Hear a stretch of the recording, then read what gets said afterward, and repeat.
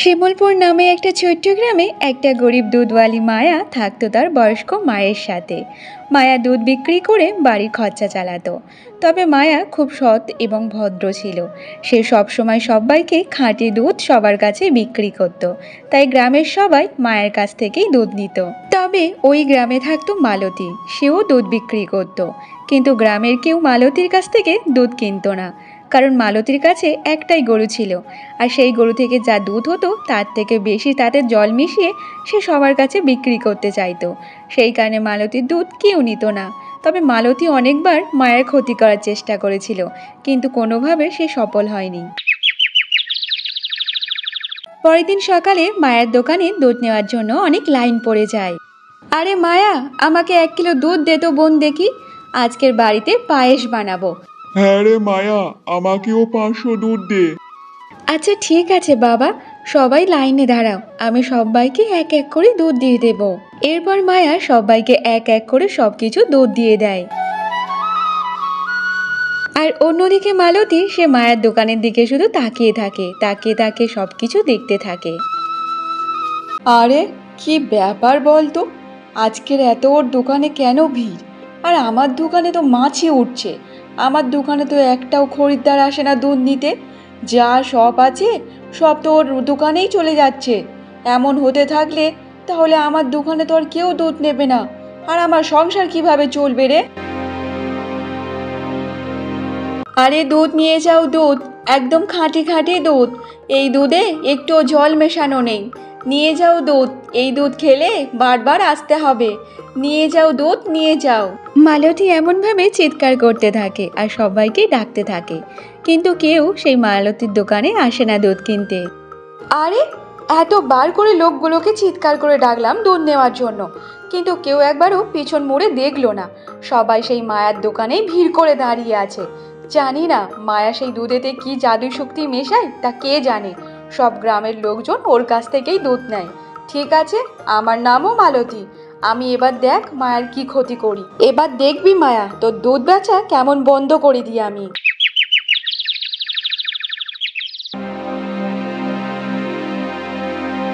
আরে মালতী বৌদি, তুমি যে দুধের কেল্লি নিয়ে আমার এখানে চলে এসেছো, তো তোমার কিছু কি দরকার?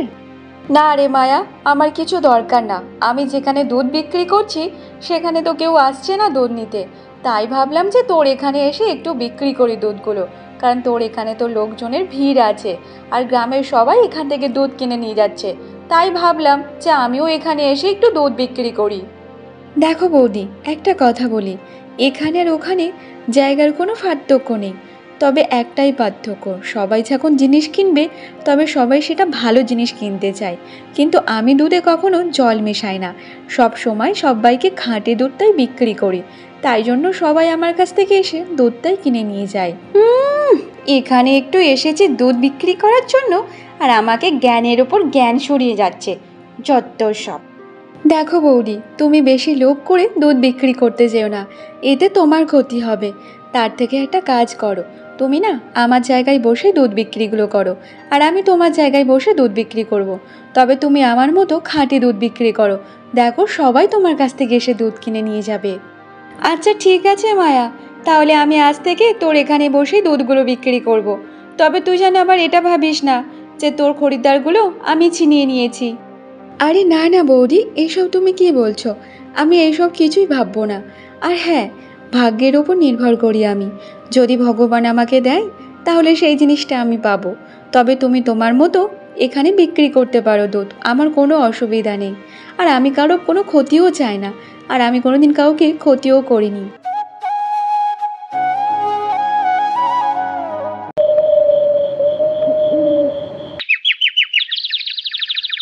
পরের দিন সকাল থেকে মালতী মায়ার জায়গায় বসে, আর মায়া মালতীর জায়গায় বসে দুধ বিক্রি করার জন্য।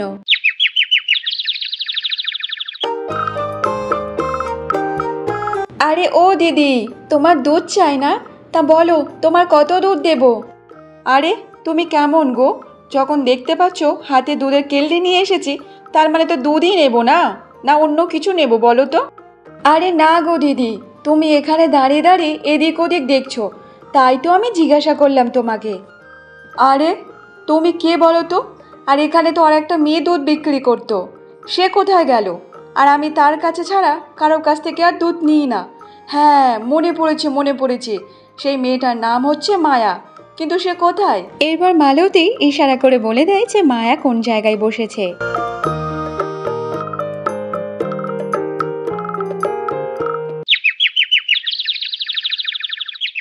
মালতী বাড়িতে এসে সে অনেক ভাবতে থাকে যে সে কিভাবে মায়ার দুধ বিক্রি করা বন্ধ করে দেবে। এমন ভাবতে ভাবতে সে কিছুক্ষণের মধ্যেই সে মায়ের বাড়ির সামনে উপস্থিত হয়ে যায়।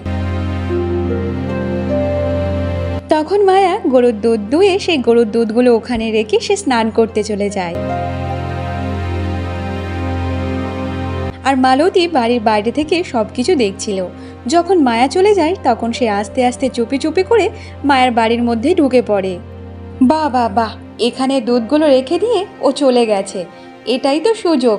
দেখ মায়া, এবার তোর দুধগুলোর সাথে আমি কি করি।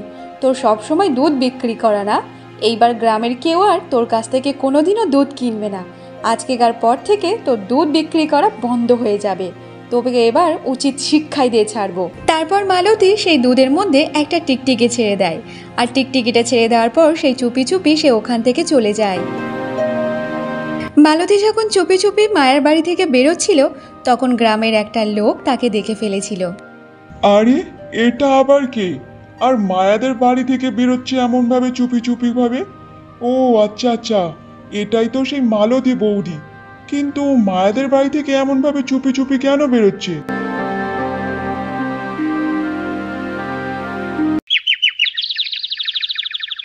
পরের দিন সকালে সবসময়ের মতো মায়ের দোকানে সেই লম্বা লাইন পড়ে যায় দুধ নেওয়ার জন্য। আরে ও মায়া বোন, আমাকে 500 দুধ দাও তো দেখি তাড়াতাড়ি। আরে হ্যাঁ বৌদি, আমি এক্ষুনি দিচ্ছি। মায়া যখন তাকে দুধ দেয় তখন দেখে সেই দুধের মধ্যে একটা মরা টিকটিকে পড়ে আছে। এই দুধের মরা টিকটিকে কিভাবে এলো? ছি ছি ছি ছি মায়া, ছি। আজ থেকে আমি তোর কাছ থেকে আর কোনোদিনের জন্য দুধ নেব না, ছি। আরে মায়া মা, এটা তুই কি করলি? গ্রামের সবাই তোর কাছ থেকেই দুধ কেনে, কারণ তুই খাঁটি দুধ দিস। আর আজকে তোর দুধে কিনা টিকটিকে মরা? ছি ছি ছি, এটা আমরা তোর কাছ থেকে আশা করিনি। মায়া তার দুধের মধ্যে মরা টিকটিকে দেখে সে অনেক অবাক হয়ে যায়। কাল যখন আমি দুধ দুয়েছিলাম তখন তো দেখলাম যে দুধের মধ্যে কিছুই ছিল না, তাহলে এই টিকটিকিটা কিভাবে মরে গেল এখানে? তারপর সবাই মায়ের কাছ থেকে আর দুধ নেয় না, তারা চলে যায় মালতীর কাছে দুধ নেওয়ার জন্য। তারপর মায়া সে কোনো কিছু কথা না বলে সেখান থেকে বাড়িতে চলে আসে।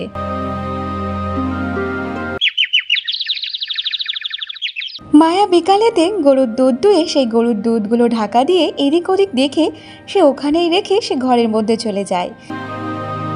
আর সেই সুযোগে মালতী আবারও বাড়ির মধ্যে চুপি চুপি চলে আসে, আর সেই দুধেতে একটা ব্যাঙ রেখে দিয়ে সে আবার ওখান থেকে চুপি চুপি পালিয়ে যায়।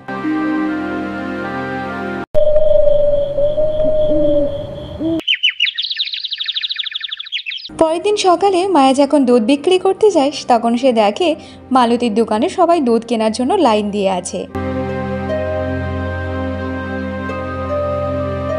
আরে মায়া, আমাকে দুধ দে তো দেখি 1 কিলো। তবে আজকে যেন কোনো কিছু গন্ডগোল না করিস, ঠিক আছে?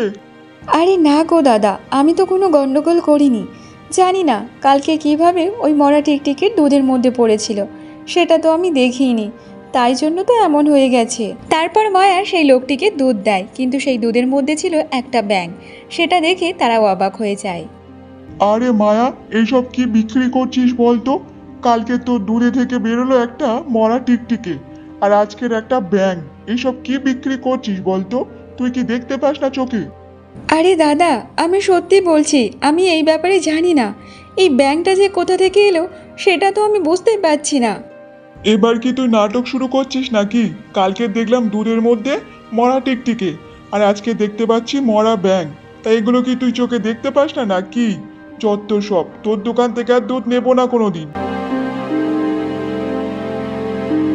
তারপর থেকে গ্রামের সবাই মালতীর কাছ থেকে দুধ নিতে শুরু করে, কিন্তু মায়ের কাছ থেকে কেউ দুধ নেয় না। সবাই মায়াকে ভাবছিল ঠক জোর। মালতী অনেক আনন্দ করে সে দুধগুলো বিক্রি করতে থাকে।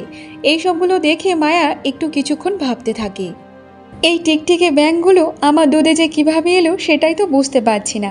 আমার মনে হচ্ছে এই কাজটা মালতী বৌদি করেনি তো, কিন্তু আমি জানি না। তবে যদি আমি সত্যের পথে থাকি তাহলে একদিন সত্যেরই জয় হবে, আর এটা অবশ্য একদিন সবার সামনেই আসবে সত্যিটা। তারপর ওখান থেকে মায়া দুঃখে মনে বাড়িতে চলে যায়।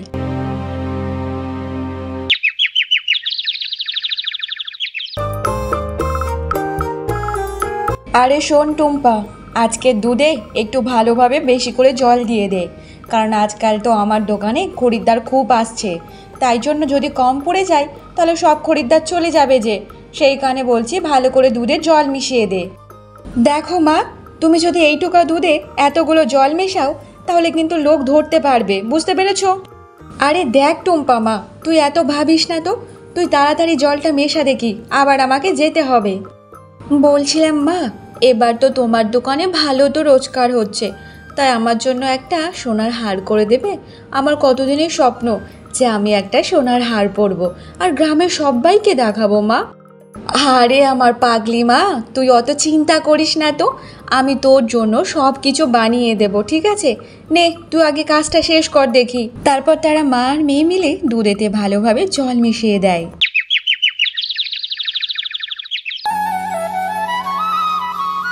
কে রে মা, আজ তোকে এত মন মরা কেন লাগছে রে মা? কি হয়েছে বল না মা তোর? জানো তো মা, আমি বুঝতেই পারছি না।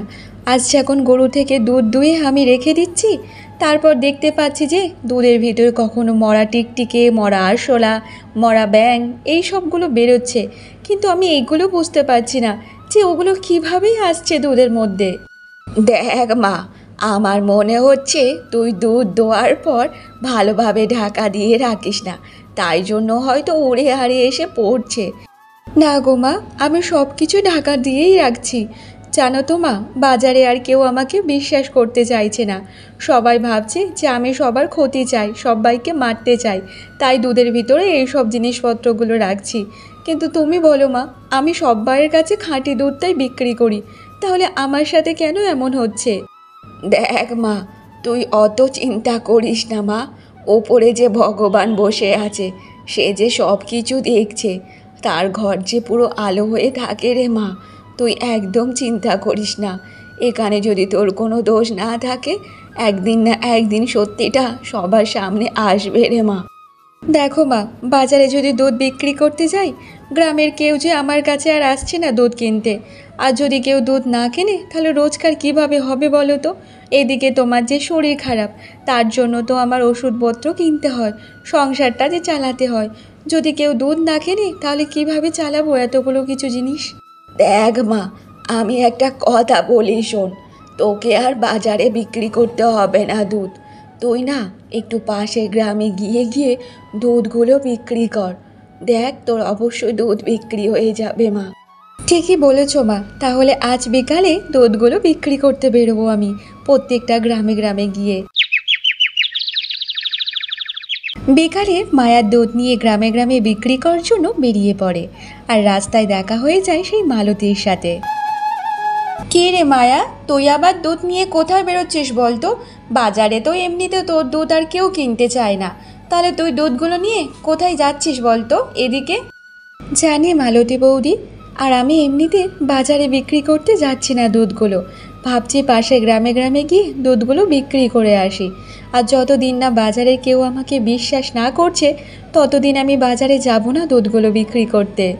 দেখ মায়া, তুই যাই বলিস আর তাই বলিস, তোর গরুর দুধেতে এত পোকার মাকড় দেখে গ্রামের লোক তো আর কেউ কিনতে চায় না। তার চেয়ে ভালো তুই এই দুধের ব্যবসা বন্ধ করে দে, আর তুই যে অন্য কোনো পাড়ায় যাচ্ছিস দুধ বিক্রি করতে, দেখ ওরাও যদি দেখে যে তোর দেওয়া দুধের মধ্যে এমন পোকামাকড় ভাসছে তাহলে ওরাও কেনাকাটা বন্ধ করে দেবে, বুঝেছিস? ঠিক আছে মালতী বৌদি, আমাকে নিয়ে তোমার হয়তো ভাবতে হবে না, তুমি যাও বাজারে, আর আমি এই দুধগুলো নিয়ে গ্রামে গ্রামে যাই। তারপর মায়া সে দুধ নিয়ে প্রত্যেকটা গ্রামে গ্রামে চিৎকার করে করে সে দুধগুলো বিক্রি করতে থাকে। সে অনেকক্ষণ ধরে সে দুধগুলো বিক্রি করতে থাকে। মায়া দুধগুলো বিক্রি করে কিছু মুনাফা হয়, তা নিয়ে সে বাড়িতে চলে আসে।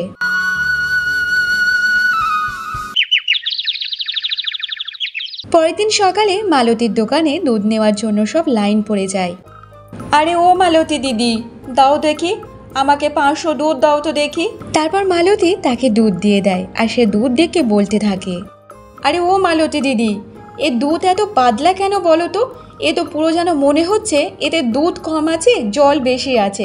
তা তুমি জল টল মিশিয়েছো নাকি বেশিভাবে? তা এত দুধ জল জল কেন লাগছে বলো তো?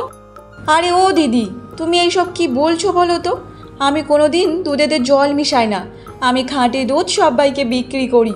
সব থেকে বড় কথা এটাই, কাল আমার গাইটাকে 2 বালতি জল দিয়েছিলাম আর সেই 2 বালতি জল বেশি খেয়ে নিয়েছে, তাই জন্য তো দুধ এত পাতলা হয়েছে। কি গো মালতী দিদি, আমি তো আজ পর্যন্ত কোনোদিনও এটা শুনিনি যে গরু একটু বেশি জল খাওয়ার পর তার দুধ যে এত পাতলা হয়ে যায়। তা আজ এই তোমার প্রথম মুখ থেকে শুনলাম।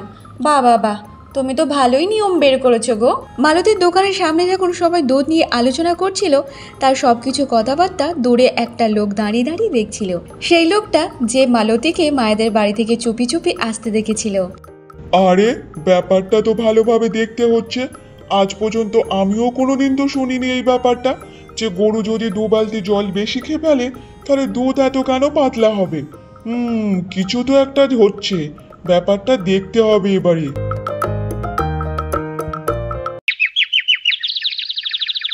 পরের দিন সকালে যখন মায়া দুধ নিয়ে এসে পাশের গ্রামে যাচ্ছিল, আর তখন রাস্তায় সেই লোকটির সাথে মায়ের দেখা হয়ে যায়। আরে কি রে মায়া, তুই আর বাজারে দুধ বিক্রি করিস না? তাহলে এদিকে কোথায় যাচ্ছিস রে? আরে না গো মদন দাদা, আমি তো বাজারে আর দুধ বিক্রি করি না। আমি পাশের গ্রামে গ্রামে গিয়ে দুধগুলো বিক্রি করে আসি। কি বলি বলো তো মদন দা, তোমাকে আর কি বলবো। আচানক কোথায় থেকে কি হয়ে গেল আমি নিজেও বুঝতে পারছি না।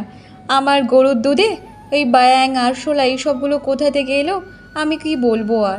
তাই তো গ্রামের কেউ আমাকে বিশ্বাস করে না, তাই জন্য আমি পাড়ায় পাড়ায় গিয়ে দুধগুলো বিক্রি করে আসি। এইসব তুই কি বলছিস রে মায়া বোন? এটা কি করে সম্ভব হতে পারে? মরা টিকটিকে আরশোলা ব্যাং এইসবগুলো কেমন ভাবে আসতে পারে? আমার না কারো ওপর সন্দেহ হচ্ছে, তবে এখন আমি কিচ্ছু বলবো না। আর আমি আগে সবকিছু প্রমাণপত্র হাতে পাই, তারপরে আমি সবার সামনেই বলবো। আচ্ছা ঠিক আছে মদন দা, তাহলে এখন আমি যাই গো। আবার সেই দুধগুলো তো গ্রামে গ্রামে বিক্রি করতে হবে।